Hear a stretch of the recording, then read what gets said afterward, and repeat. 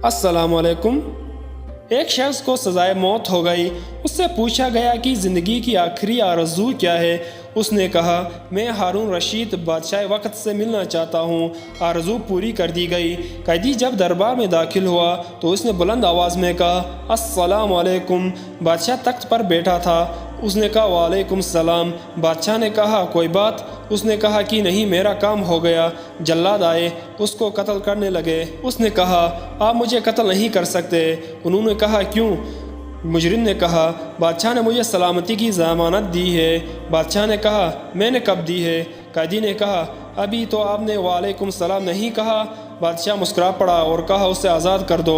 और जब हम अस्सलाम वालेकुम कहते हैं तो हम ज़मानत दे रहे होते हैं कि तेरा माल, जान, इज़्ज़त सब मुझसे महफूज है। हम एक दूसरे को अस्सलाम वालेकुम भी कहें, हाथ भी मिलाएं, गले भी मिलें और एक दूसरे की जड़ें भी काटें। ऐसा कैसे हो सकता है?